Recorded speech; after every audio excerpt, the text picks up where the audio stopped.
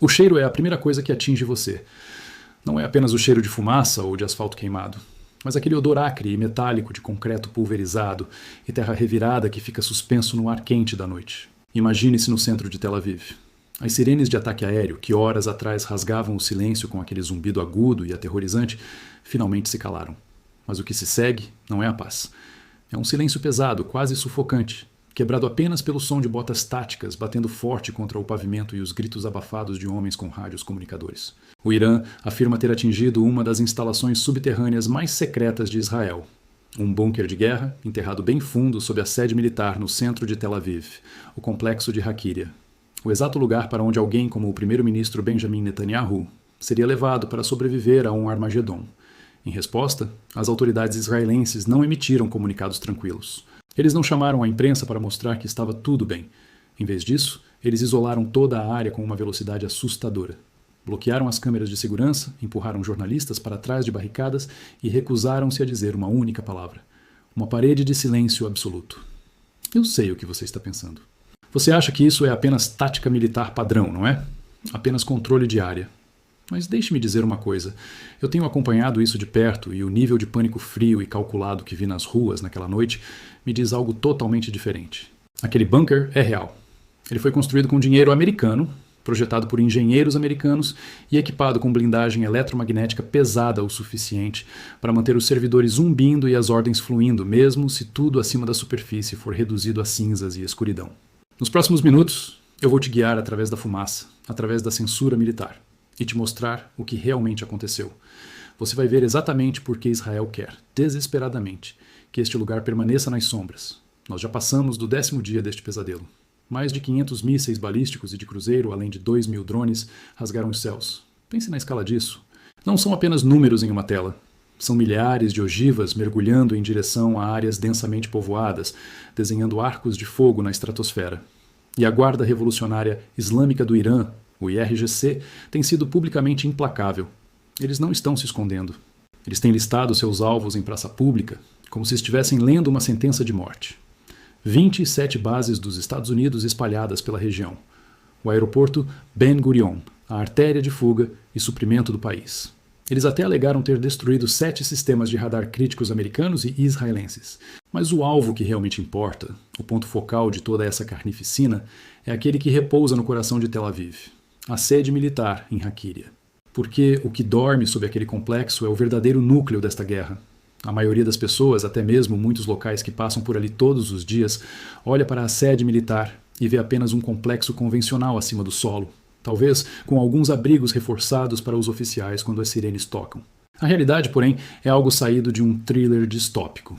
O distrito oculta uma rede em camadas de bunkers de comando subterrâneos que Israel tem construído, aprofundado e expandido furtivamente durante décadas. Existem pelo menos 2 instalações confirmadas que você precisa compreender para entender a gravidade disso. A primeira é designada como Local 81, que fica em algum lugar profundamente enterrado sob as fundações do centro de Tel Aviv. Relatórios fragmentados que vazaram ao longo dos anos descrevem isso como um centro de inteligência de aproximadamente 6.000 metros quadrados, totalmente blindado contra pulsos eletromagnéticos. Foi desenhado para sobreviver à guerra eletrônica mais brutal, garantindo que as comunicações militares não caiam, mesmo se as luzes da cidade inteira se apagarem para sempre. A segunda instalação é conhecida como a Fortaleza de Sião. Este é um posto de comando militar israelense mais novo, muito mais profundo, construído diretamente sob a sede principal. O The New York Times, em um acesso raríssimo e controlado, descreveu-o como um centro nervoso, onde cerca de 70 oficiais de alto escalão sentam-se em múltiplos níveis, encarando telas gigantes montadas na parede, rastreando ataques ao vivo. Durante um conflito ativo, milhares de soldados trabalham lá embaixo, trancados sob a terra, 24 horas por dia, em um ar artificial e luzes de neon. É exatamente dessa infraestrutura de comando subterrâneo em Tel Aviv que o Irã está falando. É para cá que os mísseis iranianos foram direcionados, em uma tentativa de decapitar a liderança de Israel de uma só vez. Mas isso nos leva a uma questão perturbadora sobre a natureza daqueles que tomam as decisões lá no fundo, seguros sob metros de concreto, enquanto as cidades acima queimam. E aqui eu pergunto a você, o que acontece quando o escudo supremo, construído para proteger os líderes, começa a rachar sob o peso da realidade? Honestamente, sempre achei fascinante como o poder opera quando se sente ameaçado. Há uma ilusão de segurança que acompanha nas paredes grossas e o aço reforçado. A política e a liderança no mais alto nível criam para si mesmas esses santuários físicos e psicológicos, acreditando que a distância os imuniza das consequências de suas ações. Mas a verdadeira natureza da segurança é que ela é sempre temporária. Quando líderes se isolam em bunkers, eles não estão apenas se protegendo do inimigo. Eles estão se separando da humanidade das pessoas que lideram. O perigo não é apenas o míssil que tenta perfurar o teto. O perigo é a desconexão corrosiva. A arrogância de pensar que você pode comandar a destruição do alto ou das profundezas da terra, sem que o tremor da explosão eventualmente alcance a sola de seus sapatos. O poder absoluto nunca aceita a própria vulnerabilidade. E é exatamente nessa negação cega que as maiores nações e impérios eventualmente desmoronam. Agora, precisamos voltar um pouco no tempo, para o precedente histórico que torna essas alegações atuais do Irã não apenas críveis, mas aterrorizantes. Precisamos voltar a junho de 2025, durante a brutal guerra de 12 dias entre Irã e Israel. Um conflito sangrento que deixou 28 israelenses mortos e mandou mais de 3.000 para leitos hospitalares. Durante essa guerra, uma chuva de fogo caiu do céu e mísseis balísticos iranianos atingiram a torre norte do luxuoso complexo de apartamentos da Vinci, em Tel Aviv. E é aqui que a história fica estranha. Toda essa zona de impacto foi sumariamente selada. Não foi permitido o acesso a uma única câmera. A polícia militar formou um perímetro de ferro. O jornal The Jerusalem Post, dias depois, publicou um relatório assustador, dizendo que o míssil caiu, nas palavras deles, a um tiro de pedra do escritório de Netanyahu, que na época era conhecido nos círculos de inteligência como Edifício 22. Semanas depois que aquela guerra de 12 dias terminou, o escritório do primeiro-ministro entrou misteriosamente em obras de renovação intensivas. O boato nas ruas e nos corredores sussurrantes do governo, que nunca foi formalmente confirmado nem negado por oficiais israelenses, é que o edifício sofreu danos estruturais diretos no ataque. Mas a verdadeira extensão desse apagão de informações é o que mais assusta. Até hoje, se você abrir o Google Maps e tentar olhar as imagens de satélite sobre aquela seção específica de Tel Aviv, verá que elas estão distorcidas e borradas. Na rua Leonardo da Vinci, bem em frente às torres que foram atingidas, o Google simplesmente não oferece o Street View. O Yandex Maps, o gigante de tecnologia da Rússia, faz a exata mesma coisa, censurando ativamente tanto as imagens detalhadas quanto os dados de localização do complexo da Vinci. A emissora francesa France 24, ciente de que algo não cheirava bem, conduziu uma análise independente e concluiu que a cobertura da mídia israelense sobre o ataque ao Da Vinci tinha sido deliberadamente atrasada e suprimida. O Haaretz, um dos maiores jornais do país, esperou arrastadas e agonizantes 2 semanas antes de publicar qualquer coisa sobre o impacto, mesmo quando fotos de celular trêmulas e granuladas já circulavam pelos cantos sombrios do Telegram e outras redes online. Então, junte as peças. O Irã já mirou nessa área exata uma vez antes. O dano foi fisicamente selado. A mídia foi totalmente silenciada por dias. Os dados de satélite do mundo inteiro ainda estão censurados para proteger esse segredo. E agora, em março de 2026, a Guarda Revolucionária Iraniana aparece alegando que bombardeou a mesma exata zona novamente. Nós vamos voltar à questão do que isso significa para a capacidade de Israel de proteger seu nervo central. Mas por que o Estado iria tão longe, a ponto de apagar ruas de mapas digitais globais e amordaçar a própria imprensa? Por que essa obsessão em esconder os ferimentos? E mais importante, o que acontece com a confiança de uma sociedade quando a verdade começa a sangrar através dos pixels censurados e das barricadas policiais? Eu sei que parece coisa de teoria da conspiração, mas observe os fatos crus e perceba algo profundo sobre o controle humano. A manipulação da verdade é, historicamente, a arma mais letal que um Estado possui. Governos em tempos de guerra não controlam apenas a narrativa para confundir o inimigo. Eles a controlam para anestesiar sua própria população. A censura de um mapa no Google ou o silêncio forçado de um jornal são sintomas de um medo profundo do poder. O medo de que a população perceba que seus deuses militares e seus sistemas infalíveis podem sangrar. Nós, como cidadãos comuns de qualquer lugar do mundo, aceitamos alegremente esses pontos cegos em nossa realidade, porque a alternativa, aceitar que o céu pode cair a qualquer momento e que nossos governos não podem nos salvar, é aterrorizante demais. A verdadeira corrupção não é apenas roubar dinheiro. É roubar a realidade das pessoas, pedaço por pedaço, até que o país inteiro esteja vivendo dentro de um teatro desenhado por burocratas assustados. E quando o cidadão delega o seu direito à verdade, ele delega a sua liberdade de pensar. Mas a realidade da guerra não se importa com a censura. Você precisa entender a escala devastadora do que esteve chovendo sobre a parte central de Israel nos últimos dias. No dia 1 desta atual escalada, aproximadamente 90 mísseis balísticos pesados foram disparados quase simultaneamente contra Israel. Imagine 90 estrelas cadentes carregadas de morte caindo na sua direção em questão de minutos. No dia 2, cerca de 60. Depois disso, a frequência mudou para algo em torno de 20 por dia, chegando em ondas menores, mas incrivelmente mais contínuas. O padrão de ataque mudou drasticamente. As salvas individuais ficaram menores, o que confundia os sistemas antiaéreos, mas as armas em si ficaram muito maiores, muito mais pesadas e exponencialmente mais destrutivas. Em 5 de março, uma fonte militar do alto escalão disse à agência de notícias Fars, do Irã, que o país havia lançado, no total, mais de 500 mísseis balísticos e de cruzeiro e mais de 2.000 drones suicidas. O Irã afirma com frieza que 40% desse poder de fogo esmagador foi direcionado a Israel, e os outros 60% visaram posições americanas espalhadas pelo Oriente Médio. Na noite de abertura do conflito, um míssil balístico iraniano completo, uma arma enorme carregando uma ogiva completa com várias centenas de quilos de explosivos militares pesados, caiu e detonou diretamente ao lado de um prédio residencial comum em Tel Aviv.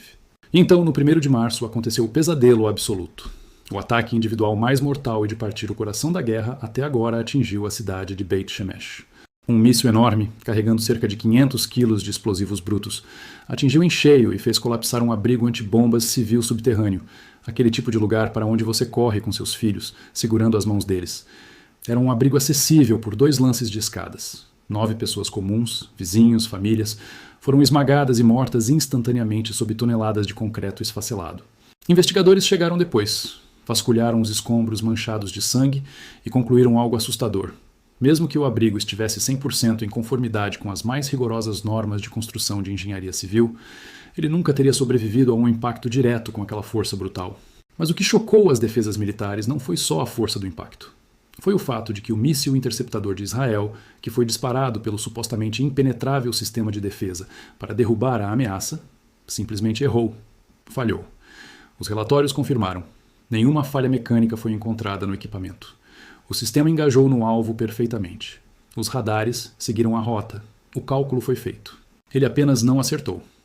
Errou o alvo no céu noturno, enquanto as pessoas abaixo confiavam que ele os salvaria. Esse detalhe sombrio e técnico é fundamental porque toca no cerne do debate nervoso que corre nos bastidores em Washington e Tel Aviv. A Casa Branca está tentando projetar força, alegando que os ataques de mísseis balísticos iranianos caíram drasticamente em 90% entre o dia 1 e o dia 6. Eles dão os créditos dessa redução às operações conjuntas de forças especiais americanas e israelenses, caçando freneticamente e destruindo plataformas móveis de lançamento de mísseis dentro do próprio território iraniano. Mas mesmo com essa redução maciça, os monstros de metal ainda estão rompendo a barreira invisível. Até o dia 8 de março, pelo menos 4 grandes impactos catastróficos e confirmados atingiram o coração da frente interna israelense. Tel Aviv, Beit Shemesh, Beersheba e a região central de Israel. Desde que os alarmes começaram a tocar, 1.619 civis israelenses foram arrastados para hospitais, muitos com corpos dilacerados. 87 permanecem internados, lutando pela vida.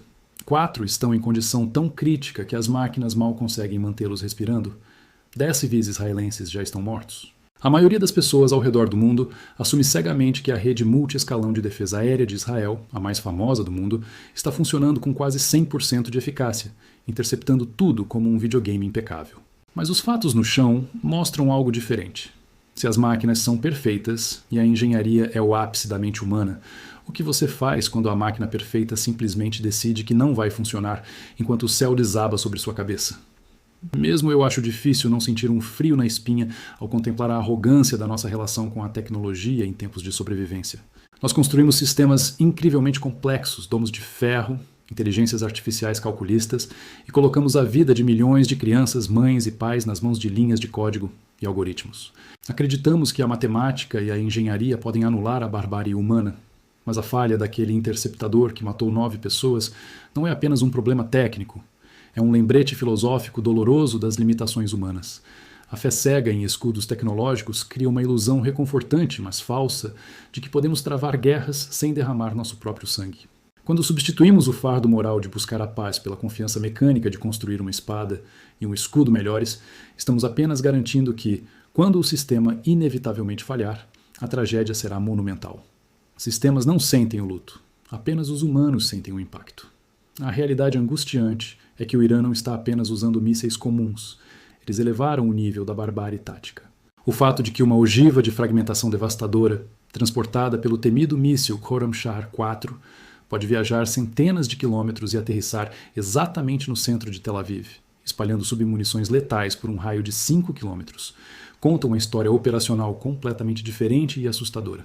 Esse míssil, que os iranianos apelidaram de Khaibar, é a arma confirmada mais monstruosa e destrutiva em todo o inventário balístico do Irã. Foi exibido ao mundo pela primeira vez, quase como uma provocação, em maio de 2023. Ele voa aproximadamente em certos 2.000 quilômetros pelo espaço aéreo do Oriente Médio. Carrega consigo uma ogiva colossal de aproximadamente 1.500 quilos, e o que o torna um mensageiro do apocalipse é a sua configuração de fragmentação. Ele não apenas atinge o chão de uma vez, a cerca de 7 quilômetros de altitude, nos confins escuros do céu, a ogiva se abre, liberando cerca de 80 submunições menores e mortais, cada uma contendo cerca de 2,5 kg de explosivos brutos, dispersando-os por uma área vasta e invisível. É esse padrão caótico de dispersão que transforma um único míssil de uma ameaça pontual que você pode tentar interceptar em uma arma de saturação diária, projetada para engolfar quarteirões inteiros. Para uma zona urbana densamente construída como o núcleo metropolitano de Tel Aviv, onde milhares de pessoas vivem e trabalham a poucos metros umas das outras, essa tecnologia altera a matemática de sobrevivência inteiramente. A Guarda Revolucionária Islâmica confirmou triunfantemente que ativou essa arma do juízo final durante o que eles cinicamente chamaram de a 19ª onda da Operação Verdadeira Promessa. O objetivo? Tel Aviv Central, o aeroporto Ben Gurion e a base aérea 27 da Força Aérea Israelense. Eles lançaram ogivas de 1.000 quilos, e o governo israelense, em pânico controlado, contestou quase tudo isso publicamente, insistindo ferozmente que suas defesas formidáveis interceptaram todos os mísseis durante a madrugada, embora tenha sido forçado a reconhecer relutantemente um único ataque matinal que, segundo eles, atingiu apenas terreno aberto em uma cidade central. Mas as ruas contavam outra versão. Corpos de bombeiros e equipes de emergência responderam com sirenes uivantes a 2 principais zonas de impacto no centro de Israel, onde munições de fragmentação se espalharam indiscriminadamente pelas ruas e gramados. Um socorrista, com a voz embargada e os olhos vermelhos, descreveu a cena angustiante de encontrar um homem, por volta dos 40 anos, deitado em um gramado tranquilo de parque, sangrando abundantemente, o corpo horrivelmente perfurado por estilhaços irregulares da arma de saturação. É exatamente essa arma espalhafatosa que torna a conversa sobre atingir bunkers subterrâneos tão relevante e aterrorizante. Veja, uma ogiva convencional precisaria de um impacto cirúrgico e direto, quase impossível, para ameaçar uma instalação profundamente enterrada. Mas uma ogiva de fragmentação não tenta cavar. Ela transforma toda a superfície viva, acima daquela instalação, em uma zona de extermínio indiscriminada, rasgando sistemas complexos de ventilação, derretendo antenas de comunicação e estilhaçando todas as rotas e pontos de acesso do bunker. E se essas dezenas de submunições caindo do céu estiverem de fato aterrissando dentro do perímetro militar de Hakiria, a grande questão para a liderança lá embaixo não é mais se os mísseis iranianos chegaram ao bairro deles. A pergunta terrível é se a destruição da superfície foi suficiente para sufocar quem está no fundo. Mas se você acha que essa é uma via de mão única, preste muita atenção, porque há uma imagem distorcida no espelho que ambos os governos estão fingindo não ver, tentando ocultar de seus próprios povos. Enquanto o Irã gasta seus pulmões e sua máquina de propaganda alegando ter atingido e esfacelado a estrutura de comando subterrânea de Israel, as Forças Armadas de Israel, de fato, executaram, de forma calculada e letal, a versão comprovada e aterrorizante dessa mesma exata operação contra Teherã. Foi em 6 de março. O céu sobre a capital iraniana foi rasgado por uma fúria supersônica. Aproximadamente 50 caças avançados da Força Aérea de Israel romperam as defesas iranianas e lançaram um enxame brutal de cerca de 100 bombas antibunker perfurantes. O alvo? O complexo subterrâneo sombrio de Ali Khamenei, construído meticulosamente sob a área residencial de liderança, no coração vibrante de Teherã. As forças de defesa de Israel vieram a público em horas e anunciaram, sem margem para dúvida, a destruição total e absoluta daquela instalação. Aquele bunker não era apenas um buraco no chão. Ele se estendia secretamente por sob várias ruas movimentadas da cidade e continha imensas salas de reunião luxuosas, múltiplos pontos de entrada escondidos e vastas câmaras de comando militar que por anos foram usadas pelos oficiais de mais alto escalão do Irã. Mesmo após o brutal assassinato de Khamenei, logo no primeiro dia caótico da guerra, a máquina de inteligência israelense não parou. A unidade 8200 e a unidade 9900 de Israel, suas temidas e lendárias filiais de inteligência de sinais, escuta eletrônica e inteligência visual de satélite, passaram literalmente anos, quieta e pacientemente, mapeando digitalmente cada duto de ventilação, cada corredor, cada saída de emergência daquela instalação em Teherã, antes que a ordem de ataque final e implacável fosse dada. E Israel quis que o mundo soubesse. As imagens de infravermelho e os vídeos dos drones mostrando as explosões massivas, abrindo buracos craterosos no asfalto iraniano, foram liberados ao público. A confirmação foi violenta e explícita. Por outro lado, o Irã até agora não produziu absolutamente nenhuma evidência equivalente em vídeo ou satélite para o seu suposto golpe magistral contra a infraestrutura subterrânea israelense no complexo de Hakiria. Mas, como qualquer um envolvido com inteligência militar, lhe dirá em uma noite escura: a ausência de provas não é, sob nenhuma circunstância, a mesma coisa que a ausência do evento. Não quando você vê as autoridades isolando a área do impacto com cercas cegas. Não quando as imagens de satélite de bilhões de dólares continuam suspeitamente borradas por empresas multinacionais de tecnologia. Não quando esse mesmo exato local confidencial foi atacado de volta em junho de 2025 e as câmeras da mídia independente foram fisicamente reprimidas e impedidas de documentar a poeira e os escombros. Ambos os governos estão silenciosa e furiosamente engajados na exata mesma operação fatal: caçar a arquitetura de comando enterrada e oculta do outro lado. Um lado, o israelense, jogou suas cartas na mesa, sorriu e mostrou a mão para as câmeras, provando que é capaz de desenterrar a liderança iraniana do subsolo. O outro lado, o iraniano, alega ter feito o mesmo com Israel, enquanto Israel freneticamente sela as evidências atrás de tapumes militares. A guerra psicológica é tão intensa quanto o fogo que cai dos céus. E no meio dessa tempestade brutal, um novo jogador acabou de subir ao palco manchado de sangue. O que acontece quando as chaves de um apocalipse em andamento, forjado por generais velhos e amargurados, são entregues às mãos de um homem que nunca usou um uniforme militar. Há algo inerentemente trágico e terrivelmente previsível sobre o nepotismo no poder, especialmente quando regado a sangue. O conceito de liderança dinástica, de filhos herdando não empresas, mas nações e guerras iniciadas por seus pais, é uma das maiores falhas persistentes da sociedade humana. Quando a autoridade suprema é entregue sem mérito, sem a experiência do sacrifício pessoal ou do escrutínio cívico, o resultado é quase sempre catastrófico. O perigo supremo não reside apenas em um arsenal nuclear ou balístico, mas em um líder cuja única qualificação é a genética. Esses homens operam sob a sombra de um legado impossível, frequentemente sentindo que precisam provar sua força compensando sua inexperiência com pura crueldade e intransigência cega. É uma lição brutal sobre a responsabilidade cívica de uma nação. Se a estrutura do poder permite que um herdeiro acidental tome as rédeas de uma crise global, então o sistema inteiro não foi feito para governar, mas apenas para se perpetuar. O sangue de milhares paga a fatura pela arrogância de uma única família. E é aqui que a espiral acelera até perder o controle completamente. A matemática macabra e sombria deste conflito sangrento continua acelerando a cada dia, sem sinais de fadiga. Os mercados globais já estão em pânico. O petróleo bruto não refinado cruzou, de forma chocante, a marca de $115 o barril. Isso não é apenas flutuação econômica. É uma consequência direta e desesperada da interrupção do transporte marítimo essencial através do bloqueado Estreito de Hormuz e da infraestrutura de energia profundamente danificada de vários estados produtores do Golfo. A vida e o sustento no mundo inteiro estão ficando mais caros por causa dos mísseis trocados aqui. O custo humano, no entanto, é o que deveria nos paralisar. Mais de 1.300 civis iranianos agora estão confirmados como mortos nos contra-ataques aéreos. E entre essas almas perdidas, há 194 crianças mortas. Crianças iranianas cujos corpos pequenos foram tirados dos escombros de bairros residenciais, de acordo com relatórios perturbadores da Agência de Notícias de Ativistas de Direitos Humanos.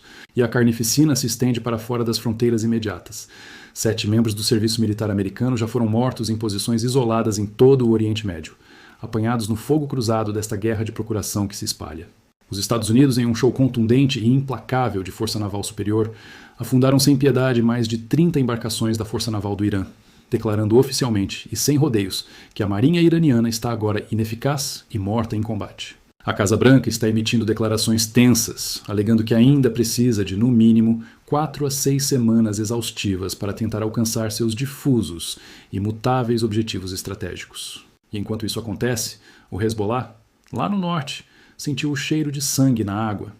Eles abriram fogo fulminante do Líbano, lançando densas barragens de foguetes incansavelmente contra as cidades no território soberano de Israel, envolvendo-se em duros e mortais confrontos diretos com as corajosas e exaustas forças terrestres israelenses nos arredores da montanhosa cidade fronteiriça de Aitarum.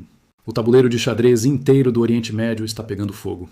E então, no clímax sombrio de 8 de março de 2026, em uma cerimônia apressada sob intensa fumaça e luto nacional, o Alto Conselho do Irã instalou como o mais novo e absoluto líder supremo do país, Mojtaba Khamenei. Ele é o filho do recém-assassinado Ayatollah. A Guarda Revolucionária Islâmica e a totalidade da envelhecida e radical liderança sênior governamental do Irã ajoelharam-se e prestaram imediato e temeroso juramento de lealdade e fidelidade a ele. Esse último e chocante detalhe não é apenas uma mera nota de rodapé, esquecida no livro de história. Esta nomeação dinástica e apressada é a perigosa variável desconhecida que vai determinar nas próximas semanas se a caótica campanha de mísseis implacáveis do Irã consegue de alguma forma sustentar coerência tática e evitar o próprio colapso enquanto está sob o fogo infernal de seus inimigos. O Irã, que outrora se orgulhava de suas fileiras militares endurecidas em décadas de lutas indiretas, agora, em seu momento de maior e mais mortal vulnerabilidade existencial, acabou de entregar o comando supremo dos tempos de guerra absolutos para um homem que nunca em toda a sua vida segurou um cargo público formal e que carece de qualquer patente militar genuína ou título de comando nos campos de batalha. Mojtaba herda instantaneamente e de forma desastrosa uma guerra colossal que seu pai provocou, mas não sobreviveu para terminar. Ele também herda um massivo aparelho militar sob extremo estresse e fadiga de combate, que de forma alarmante e perigosa já esgotou em chamas grande parte, se não a maioria, do seu tão temido arsenal de estoques de mísseis balísticos pesados nas 2 primeiras semanas do conflito. As frias e cínicas estimativas dos analistas de inteligência militar secreta de Israel sugerem relatórios alarmantes de que mais de 3.000 altos funcionários, estrategistas de logística e experientes comandantes de pessoal militar de linha de frente do Irã foram impiedosamente rastreados e aniquilados pelos bombardeios persistentes desde que os primeiros alarmes soaram e as greves iniciais iluminaram o céu do deserto. A verdadeira questão, o detalhe silencioso que mantém os generais e políticos sem dormir na calada da noite, é muito mais profunda e assustadora. Será que Mojtaba Khamenei, sentado agora em um trono de cinzas ainda quentes e destroços ardentes, com conselheiros desesperados, sussurrando vingança apocalíptica em seus ouvidos inexperientes, terá a mente fria e analítica para tentar manter qualquer semelhança da outrora rígida disciplina de alvos militares de seu país? Será que ele pode preservar e garantir o ritmo de logística incrivelmente fragmentada e gerenciar a direção estratégica a longo prazo, enquanto a totalidade do implacável poder aéreo e os contínuos ataques de saturação esmagadores do poderio estadunidense e do exército de Israel despejam fúria ininterrupta do céu sobre a cabeça da sua frágil infraestrutura e povo indefeso? Essa não é apenas a principal, mas é exatamente a assustadora e única pergunta aberta que absolutamente todos os ministérios de segurança e defesa, ao redor da Terra, de Londres a Pequim e Washington, estão analisando meticulosamente e com os nervos estilhaçados hoje. O que testemunhamos no silêncio perturbador após a explosão e fumaça dissiparem não foram apenas tijolos e pó em suspensão nas áreas fechadas. O isolamento forçado por tropas, o selamento armado das largas ruas de concreto e os vastos mapas embaçados intencionalmente pelos militares. O silêncio forçado dos órgãos de mídia temerosos e submissos, que acatam de cabeça baixa o brutal silêncio estatal, somados à imensa escuridão de uma segunda insana guerra direta. A aterrorizante comprovação de imponentes mísseis balísticos de classe militar e cargas pesadas iranianas, voltando de novo e de novo a atingir implacavelmente os interiores vitais das zonas exclusivas, as pegadas dos quarteirões onde estão as mais secretas instalações blindadas e as ocultas arquiteturas de comando no país inteiro. Todos esses horríveis detalhes silenciosos e estrondosos juntos não são peças isoladas ou acidentes fortuitos da névoa e da incerteza típica de um grande conflito armado.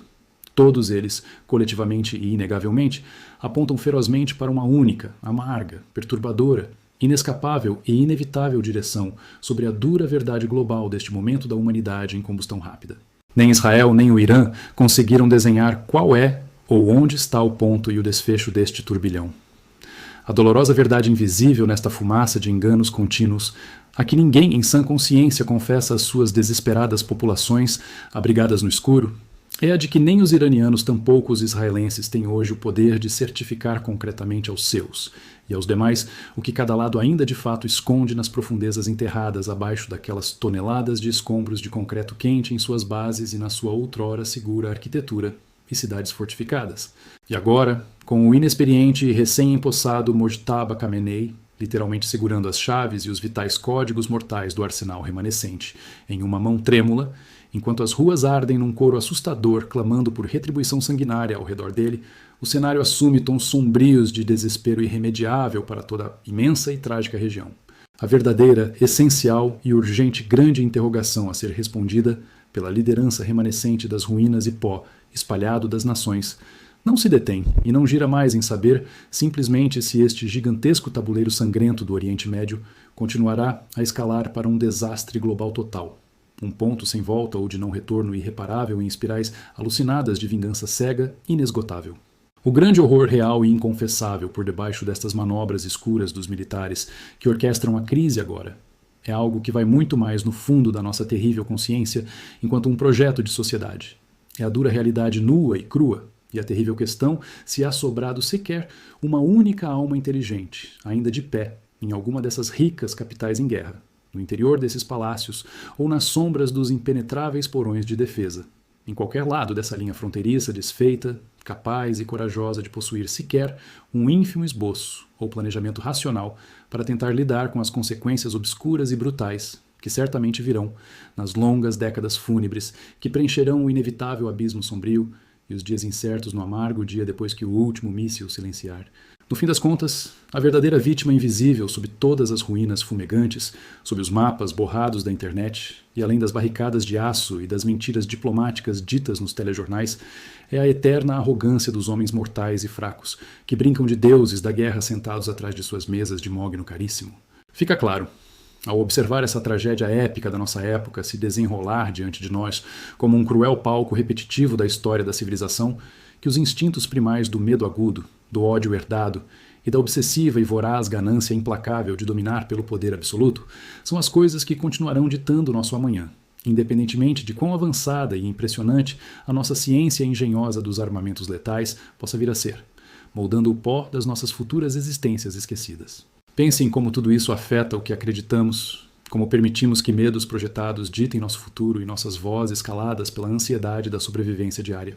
A única salvação possível, talvez a última luz antes da completa e densa escuridão da intolerância perpétua, repousa não na dureza fria e na espessura opressora das paredes e barricadas cegas que construímos debaixo da terra de nossos campos exauridos para nos protegermos dos céus mortais, mas fundamentalmente nas corajosas verdades profundas, puras e despidas de censuras baratas e medos táticos, que estivermos dispostos e preparados o suficiente para desenterrar daquele chão sombrio, olhar diretamente face a face com honestidade destemida no claro espelho impiedoso do deserto implacável e enfrentar com resiliência genuína todos juntos.